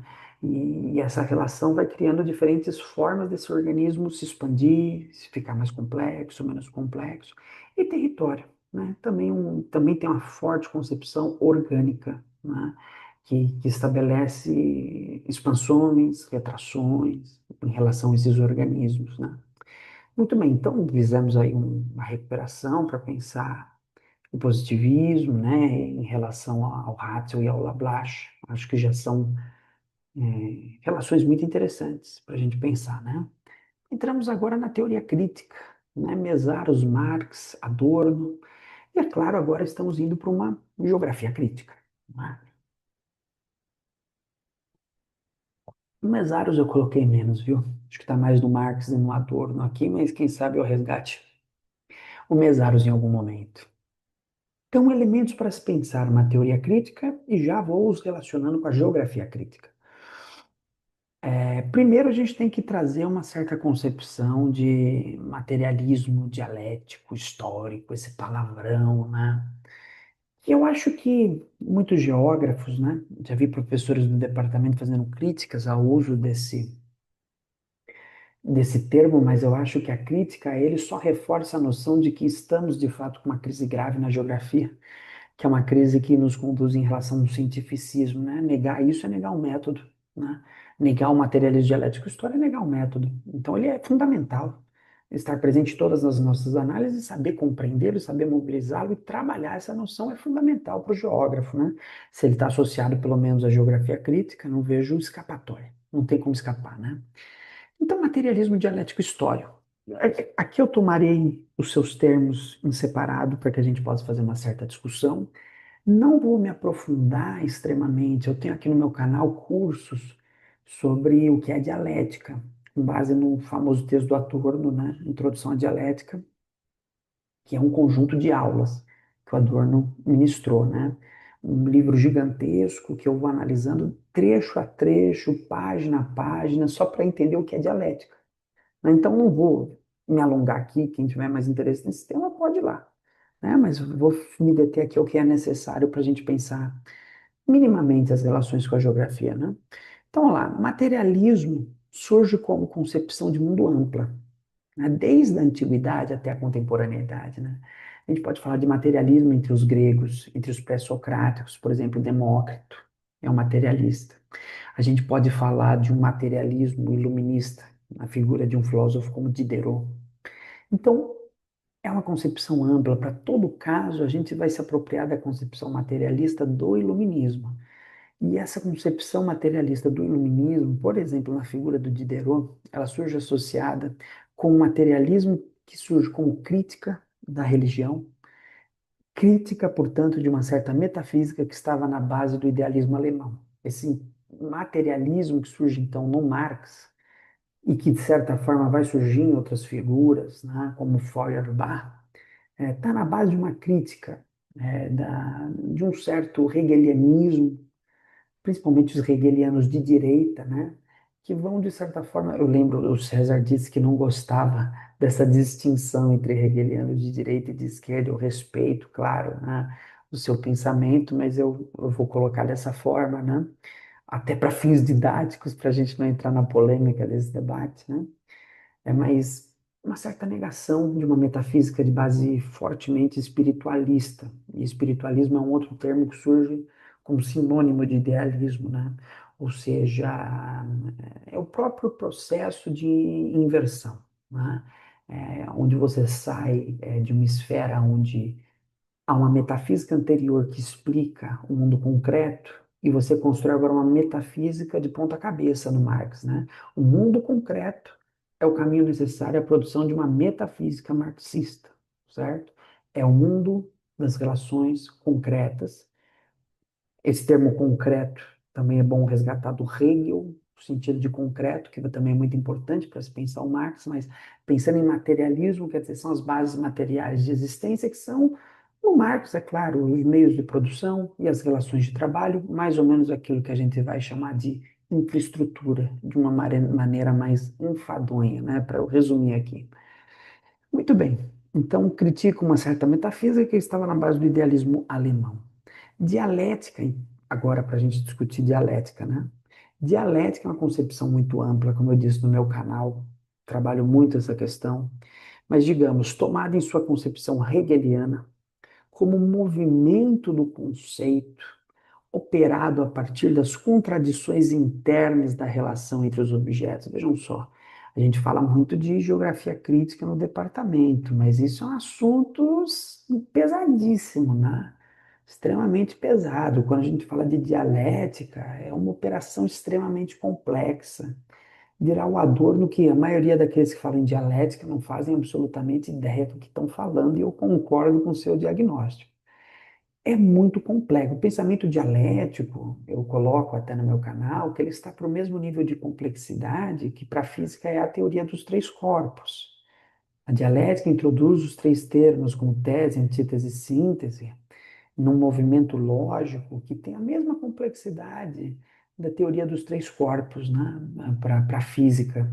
Então, é um nível de complexidade muito maior, muito mais profundo, que exige muito mais nossa capacidade interpretativa. Mas o que eu quero dizer então com tudo isso? Né? A tomada então a dialética em sua concepção hegeliana como um movimento do conceito. Movimento do conceito, pessoal, isso existe porque o conceito está imerso numa totalidade que deve ser entendida a partir da sua dinâmica interna, da relação entre os objetos. A relação entre os objetos se dá por via da contradição. E essa contradição se realiza ao mesmo tempo como identidade e não identidade. Os objetos eles são idênticos e não idênticos ao mesmo tempo. A maneira de resolver essas contradições surge com uma necessidade de movimento. Para entender isso, a gente tem que entender o Hegel. O Hegel vai colocar que no início, né, existiu o ser, o não ser e o devir. Isso eu acho que eu falei na parte 1 do vídeo, né? O ser e o não ser estavam em identidade e não identidade. E o que faz com que o ser e o não ser se diferenciem é o devir, é o movimento. Então, resgatem a primeira parte do vídeo, caso vocês tenham dúvidas sobre isso. Mas surge da noção de que o movimento do conceito é a base do que a gente pode chamar de dialética. Dialética seria um sinônimo de movimento do conceito, né? Isso é uma tese do Adorno, né?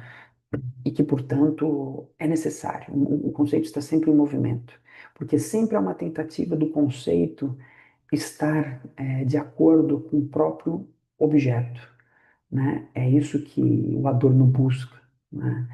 É, em outros termos, na dialética negativa, a obra do Adorno ele vai chamar isso de crítica imanente, certo? Em outras obras também, como ontologia dialética, enfim. Mas entender que quando a gente fala de dialética, é um certo movimento que compreende que o conceito ele não é estático, ele não é universal. O conceito ele depende de uma apreensão do objeto, e o objeto, como sempre está em contradição, sempre se transforma, está sempre em movimento. E essas contradições são o motor pelo qual o conceito também estará sempre em movimento, porque esse conceito sempre tentará se adequar a um objeto em permanente transformação, em permanente contradição, certo? Então, basicamente é isso. Isso significa que a nossa forma de construir conceitos é histórica. Cada momento histórico produz uma determinada forma de produzir conceitos. Porque cada forma histórica tem contradições específicas, certo? E é histórico, então, materialismo, isso eu falei, dialético eu já falei, e é histórico. Pois resgata o materialismo e a dialética sob perspectiva histórica, não como algo estático no tempo. Os idealistas vão chegar em conceitos como Descartes, vai falar de substância extensa, pensante, Deus. São conceitos que, independente do tempo e do espaço, para o Descartes sempre existirá. Para a perspectiva marxista, não. Isso está sujeito às determinações históricas e geográficas que estão na base das transformações dos conceitos, do movimento do conceito. Por isso ele é histórico também. É claro que isso daí não é nenhuma inovação do Marx. O Hegel já trabalha isso. A grande contribuição do Marx, né, será deslocar o campo das contradições para o interior das próprias contradições históricas a partir da luta de classes, a qual Hegel diminui a importância porque ele toma o Estado como fim da história, né? Como nós vimos. Então, implicações para a geografia crítica. O espaço torna-se um espaço marcado por contradições. Espaço de realização da sociedade, onde aquilo que é marca do social se materializa como desigualdade socioespacial. É um espaço, portanto, um espaço do homem, sendo espaço do homem e sendo esse homem sujeito histórico. O materialismo dialético histórico colocará esse homem no interior de contradições. Contradições são dadas no interior da luta de classes. E essa luta de classes, por sua vez, produz as diferenciações espaciais, produz um espaço que será que terá como resultado a produção de diferenciações e desigualdades, certo? Então isso é o básico para a gente entender, portanto, que é esse movimento de geografia crítica, né? Que surge como uma crítica da economia política. Portanto, aqui faço paralelos, né? Crítica de Milton Santos, a região lablachiana e a concepção de Estado, são os textos que a gente leu do Por uma Geografia Nova, né? Então, Milton Santos criticará o Lablache no ponto da região em si. Milton Santos dirá, olha, essa ideia de região em si não faz sentido, a região é uma construção intelectual e não só uma construção intelectual, resultado também dos processos de desigualdade socioespacial, de luta de classe. Da mesma forma, o Estado, ele é um campo de disputas. Ele não é entidade homogênea, não é bloco monolítico. Ele é atravessado por essas contradições. E é atravessado por essas contradições porque ele é determinado pelas formas socioespaciais históricas que são atravessadas pelas contradições do capitalismo, na forma de luta de classes, certo?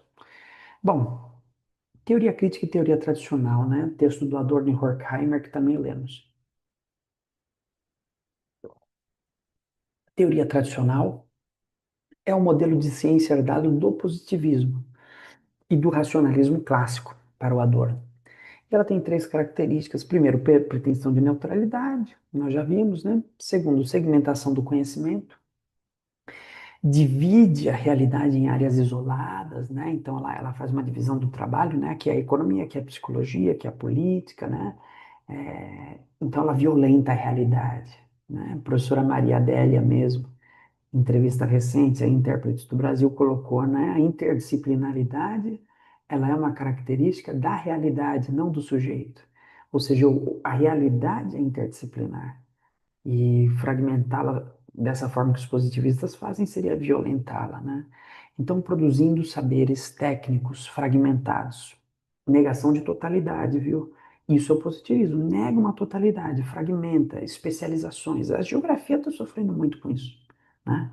Você vê as obras, os trabalhos, as teses na geografia, são grande parte marcadas por trabalhos extremamente especializados, trabalhos que, infelizmente, nível de mestrado, doutorado, se esquecem da necessidade de retomar uma totalidade. Então, as pessoas vão falar de geografia agrária, as pessoas vão falar de geopolítica, as pessoas vão falar de geomorfologia, seja o que for. E esses mesmos pesquisadores, em suas teses, não retomam isso no contexto de totalidade. Ora, a geografia é uma ciência da totalidade. Isso acho que é um básico para a gente pensar, né? Eu até defenderia que ela é mais um campo filosófico do que científico propriamente, né? Mas, enfim, sem totalidade não tem geografia. E isso é a crise da geografia. Por isso, retomar a filosofia é fundamental, né? Então, isso é uma tese positivista. E a gente vê que, mesmo no interior da geografia que se diz crítica marxista, esse positivismo está extremamente enraizado, sem crítica, o que é pior ainda, né? Só algumas vozes isoladas. Bom, C, homologia com a sociedade burguesa. Então, sem perceber a teoria tradicional, reproduz a ordem social existente. A gente viu que lá atrás mesmo que há toda a pretensão de neutralidade seria justamente para perpetuar esses valores sociais, né? Então, por quê? Porque naturaliza a divisão do trabalho, separa sujeito e objeto, né? Adota a ideia de uma razão instrumental. Essa ideia de razão instrumental é uma crítica que se faz lá na Dialética do Esclarecimento, outro livro que também lemos, que será uma crítica fundamental mais à frente, para que a gente possa recuperar até um pouco do irracionalismo para a teoria crítica, que é o que nós veremos ali a partir do Nietzsche, o fim da história. Então, a teoria tradicional não transforma a realidade, apenas a descreve ou ajusta. É válido dizer, né, que a teoria tradicional é a teoria mais bem recebida nos meios acadêmicos, é a teoria que rende mais frutos, é a teoria mais elogiada, é a teoria da boa vizinhança. Né? Para você ter bons amigos na universidade, basta se render essas teorias tradicionais. O que é teoria crítica? Ora, a gente é geografia crítica. Nós temos que nos propor a fazer isso agora, né? Isso que eu vou descrever aqui. Unidade entre teoria e prática, né? Não existe teoria neutra, então toda teoria tem implicações sociais. Por isso, o conhecimento deve questionar as condições sociais, promover a emancipação, analisar contradições históricas. Mais uma vez, Milton Santos, é isso, né? A região não é algo em si, a região é algo que, descrito a partir do próprio movimento do pensamento do geógrafo, identifica, por meio da sua elaboração intelectual, aquilo que se apresenta como contradições socioespaciais. O Estado também, ele não é uma entidade estática do tempo, ele não é o símbolo do progresso. Ele, na verdade, é a materialização de uma série de contradições sociais, cujo resultado, cuja forma atual se deu através da forma da luta de classes, certo? Então, isso surge na teoria geográfica muito forte, né, em todo o processo de renovação crítica da geografia. Não só no Milton Santos, né, em todos os outros geógrafos que vão se associando. Se eles verem a própria geomorfologia, com o Aziz Absaber, ela tem um conteúdo crítico muito forte. Né? O Aziz Absaber ele vai falar das alterações dos domínios morfoclimáticos, ele considera as alterações nas sociedades humanas que ocupam esses domínios. Recuperação da totalidade, olha lá, ele fala de geomorfologia, ou dos domínios morfoclimáticos, né, que inclui pedologia, geomorfologia, clima, vegetação, né, mas ele não deixa de lado os humanos, não é analisar essa primeira natureza, é entender como a transformação dessas paisagens também está na base da alteração da relação do homem com a sua natureza. Então, recupera uma totalidade, né? Outro objetivo é promover a emancipação humana, né? Quer dizer, a busca por uma sociedade cuja resolução dessas contradições encaminhe de fato para uma organização social que garanta, né, os direitos básicos dos indivíduos, analisar contradições históricas, né? B, consciência de sua inserção social, né? Segundo ponto, para pensar a teoria crítica. A teoria crítica sabe que é produzida dentro da sociedade a partir das suas tensões, né? Diferente da teoria tradicional, que se pretende neutra. Ela não tem medo de assumir posições e de denunciar posições. Ela é, antes de tudo, uma geografia combativa, uma geografia da denúncia, uma geografia que coloca as questões importantes, né? Por fim, uma visão dialética, né? A sociedade é vista como um todo contraditório, noção de totalidade dialética, né? Não como partes isoladas. Quando você, agora indo em direção a um outro texto que lemos, né, Ideologia Alemã, do Marx.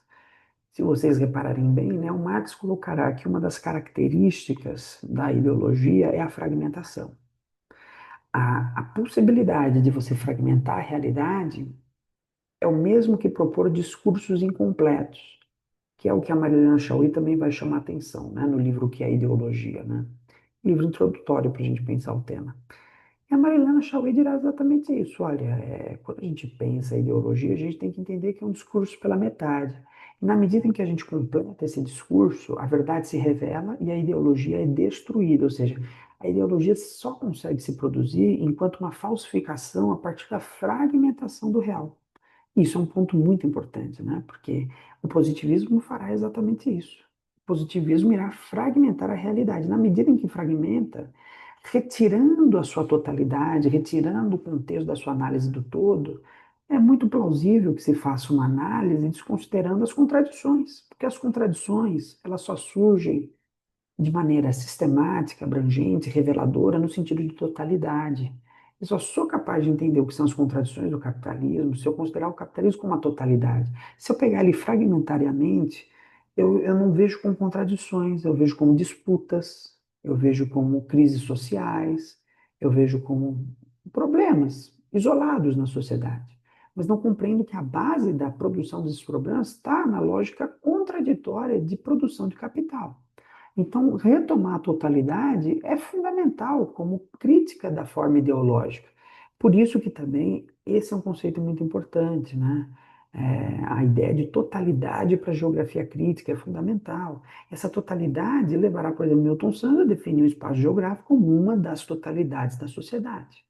Ele é visto como uma totalidade. E aí o Milton vai usar a teoria dos sistemas. Bom a gente recuperar, porque a gente também estudou a teoria dos sistemas no Milton, se bem que de uma maneira inicial, né? Por uma geografia nova de 1978. Ele vai desenvolver isso até a natureza do espaço, né? 1996, se eu não me engano. E é claro que essa teoria vai ficando cada vez mais refinada. Então, essa totalidade é fundamental. Quando Milton Santos define espaço geográfico como sistemas de objetos e sistemas de ações, ele está dizendo que ele é uma totalidade, dado por essas duas dimensões. Então, tudo que você pode falar de espaço está incluído nessas duas dimensões. De modo que sempre minha análise deve, no final, retornar para uma abordagem da totalidade.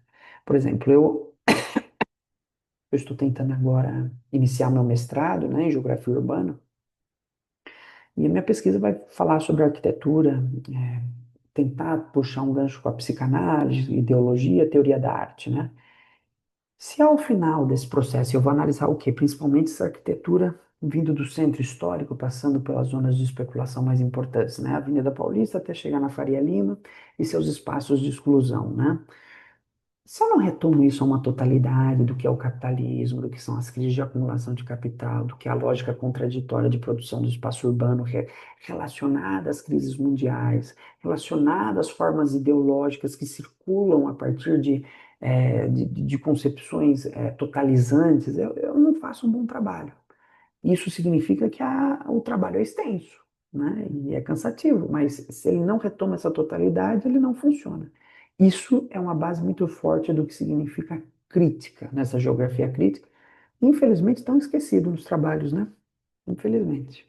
A teoria crítica não quer apenas explicar o mundo, quer transformá-lo, né? Herança marxista. Então, mais uma vez, a geografia crítica, ela é uma geografia da intervenção. Chama atenção agora para o livro que a professora Maria Adélia escreveu, né? Geografia e Razão Prática, onde ela vai defender que a geografia é uma ciência da ação, da transformação. Isso é geografia crítica. É uma geografia que, apesar de que muitas vezes busca analisar, também é uma geografia que propõe intervenções, propõe mudanças, propõe ações, propõe superações, organização das maneiras políticas, né, das formas políticas de organização dos partidos em relação às suas políticas do território, né, que também é uma questão que a geografia crítica, de certa forma, foi esquecendo, né, o nosso papel, que foi ficando cada vez mais reduzido, é um papel secundário no planejamento do território, no planejamento urbano, nas ações geopolíticas, né, e por quê? Mais uma vez, porque cada vez mais somos incapazes de retomar essa totalidade, ficamos presos a estudos fragmentários e perdemos a potência, porque geografia sem totalidade perde totalmente sua potência. Não explica nada. Explica parcialmente, fragmentariamente, às vezes em teses totalmente desinteressantes, totalmente irrelevantes. Essa é a verdade, né? Porque quando você vai ler uma tese sobre a produção de banana no norte da cidadezinha de Cachoeirinha do Sul, na sua vertente leste, no período de junho a setembro, pelo amor de Deus, é importante, esse tipo de pesquisa seria extremamente importante se ela retomasse a totalidade, mas fica só na Cachoeirinha do Sul e não sai daquilo. É o famoso geógrafo de beira de rio. Aquele geógrafo passa a vida inteira estudando a beira de um rio e morre estudando a beira do rio e não entende por que que esse rio tem uma importância, uma relevância na totalidade daquilo que ele está estudando. Né? Isso fica aí um recado para vocês, né? Vamos recuperar a totalidade no desenvolvimento do pensamento geográfico. Muito bem, acho que aqui a gente consegue ter uma base, né? Sobre o que seria exatamente isso, né? Que está na base de uma geografia crítica, que surge muito, claro, do que nós estudamos na figura do Milton Santos, certo? Último ponto, irracionalismo nietzschiano e o fim da história do Lefebvre. Aqui não vou me desenvolver muito, acho que as relações são mais diretas nesse caso, né? Primeiro, o que é o irracionalismo?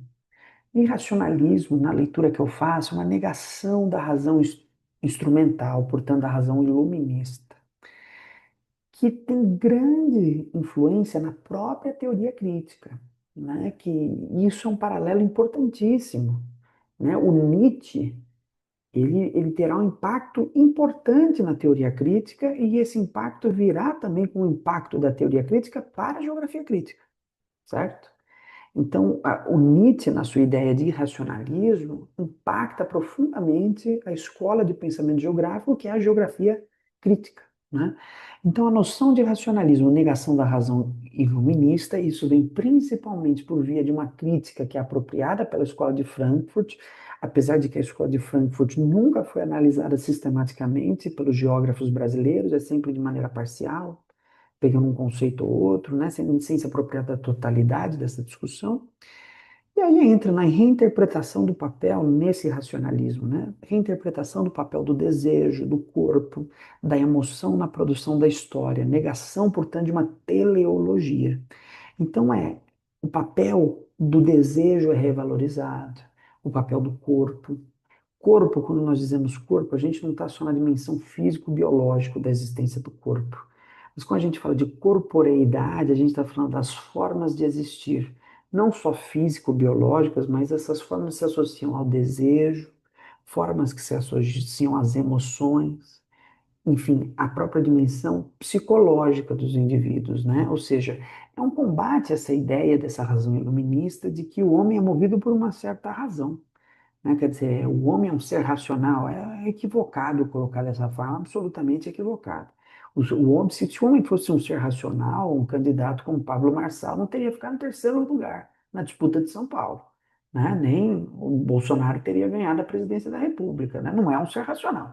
Ele é movido por discurso de ódio, ele é movido por emoções, por promessas, por desejos, por dimensões que estão relacionadas à dimensão dos corpos. E que, portanto, essa tese iluminista, muitas vezes a geografia crítica, e não só a geografia crítica, os movimentos de esquerda estão muito presos a essa razão iluminista. Isso é uma grande armadilha para a gente, né? A própria ideia de que eu vou debater com ele, e esse debate eu vou convencê-lo. No debate não se convence ninguém, o debate não serve para isso, né? Porque ninguém se convence de absolutamente nada. Debate é a possibilidade de você gerar certas emoções em certos indivíduos para que se aumente sua base eleitoral, né? Vez ou outra você consegue mobilizar mais desejos do que outros, mas racionalmente falando, é que a gente está muito acostumado com a academia, a gente acha que os nossos trabalhos acadêmicos, racionais, as nossas explicações têm impacto profundo. No fundo, os impactos vêm muito mais quando se fala em questões relacionadas à emoção do que à razão. Os nossos impactos vão, no máximo, influenciar a organização de alguns partidos, algumas estratégias. Também é fundamental o nosso impacto, porque assim, a gente está tentando, de alguma forma, dizer: olha, vamos deixar isso aqui um pouco de lado e vamos retomar uma linha séria aqui, Mas, no geral, nos contextos da sociedade, esses impactos racionais, eles precisam ter uma carga emotiva ou uma carga de realidade, senão eles não existem, né? Enfim. Então, o Nietzsche, né? Só para finalizar, né? Quando a gente coloca esse racionalismo, a gente coloca uma dimensão de negação de uma teleologia da história, portanto, você nega o fim da história, né? A ideia de que a história tem um fim, né? O Hegel vai dizer, a história tem um fim, o Estado Nacional é o fim da história. Você nega isso, você fala, bom, como não há princípio racional e o que é tão exatamente uma pulsão, vamos dizer, dionisíaca do corpo, né? E vamos lembrar que o Nietzsche também ele não valorizava o dionisíaco em relação ao apolíneo, não era isso. Né? O apolíneo sendo a razão e o dionisíaco, vamos dizer assim, o campo da emoção, do corpo, do desejo, né? Mas um equilíbrio entre os dois seria necessário. Ele vai dizer, não, a razão iluminista fez o apolíneo ficar gigantesco e o dionisíaco esquecido, né? Então, é mais ou menos por aí, né? A negação de uma teleologia é a negação de que a história é racional. Ela não é racional. A história segue um campo de conflitos entre desejos, emoções, corpos e que não necessariamente tem um fim, né? Uma história que, na verdade, se choca contra as impertinências do tempo, as diferenças dos desejos e que, portanto, não caminha em uma direção. É mais ou menos essa a ideia de retomar um certo irracionalismo. O que é importante para que a gente também não coloque o progresso como certo, né? A gente pode ter diversos percalços aí, e nada significa que as contradições nos levarão a formas superiores de organização social, né? Pode nos levar a formas piores, de gestão do desejo, de gestão do sofrimento psíquico, como é o caso do neoliberalismo. Muito bem, então a revalorização do corpo dionisíaco, isso vai entrar, por exemplo, nas teorias geográficas da professora Ana Fani e Odete Seabra, o corpo como condição de emancipação social, retorno ao irracionalismo, o corpo como espaço de disputa, como experiência de ocupação do espaço, como desequilíbrio na ordem estabelecida. Ana Fani vai analisar, acho que de maneira muito ingrata, a- as manifestações de 2013 como uma forma dessa revolução pelo corpo. A gente viu no que deu, né, que foi totalmente contra-revolucionária, conservadora, em base da formação de uma rígida direita no Brasil, de extrema direita. Então, mas tudo bem, ela fez isso um ano depois das jornadas de junho de 2013, não sei. A expectativa de muita gente era boa, né? E acabou não se realizando. Ela fala dos rolezinhos no shopping, como por exemplo, essa questão do corpo ocupando esses espaços e produzindo desequilíbrios, né? E por aí vai, também resgata a professora Odete Seabra, falando da questão do valor de uso, falando da indústria cultural, né? Como essa gestão dos desejos, na indústria cultural, como a gestão do desejo, gestão do cotidiano, né? Quer dizer, o próprio cotidiano ele é operado como mercadoria. O próprio desejo, o próprio entretenimento, tudo agora que diz respeito à esfera privada e à esfera que a princípio estaria desligada ao mundo do trabalho, ou seja, nossas horas de lazer, são administrados também. E há uma forte crítica, portanto, também do irracionalismo nesse ponto, do ponto de vista do desejo, né, com possibilidade de uma revolução contra a indústria cultural e contra a administração do cotidiano. Bom, pessoal, é isso. Eu tentei ser mais sintético nesse caso, tentei fazer de uma maneira que a gente pudesse analisar de maneira mais ampla as escolas filosóficas com as escolas de pensamento. Eu peço desculpas se por acaso eu deixei algo de fora, né? Uma análise também, mais uma vez, muito pessoal minha. E é isso, né? Comentários, questões, vocês podem me procurar, vocês sabem onde me achar. Eu fiz esse vídeo particularmente para o pessoal que está cursando Teoria e Método 2, perdão, Teoria e Método 1 da Geografia, o professor César Simoni, que eu achei um curso muito interessante, que faz boas relações, bons paralelos entre filosofia e geografia. E aqui, até com forma de admiração pelos conteúdos trabalhados, eu venho aqui, de alguma forma, também pensá-los em conjunto e compartilhar com vocês um pouco essa experiência, certo? Eu acho que vocês notaram que de repente estava de dia, ficou de noite, de repente eu estava sem blusa, estou de blusa porque eu estava com uma tosse que não estava dando, agora de noite melhorou, né? E que eu tenho muito refluxo. Então, por conta disso, eu pausei o vídeo, tive que voltar de noite, perdão também aí pelo corte. É isso, pessoal. Dúvidas, comentários, questões, críticas, deixem aí embaixo, compartilhem o vídeo, curtam, propaguem o canal, porque esse canal é extremamente trágico. Ninguém assiste esse canal. Ninguém assiste. Eu fico aqui falando, às vezes, para a parede, né? Às vezes ou outra aparece alguém muito interessado, isso me anima muito.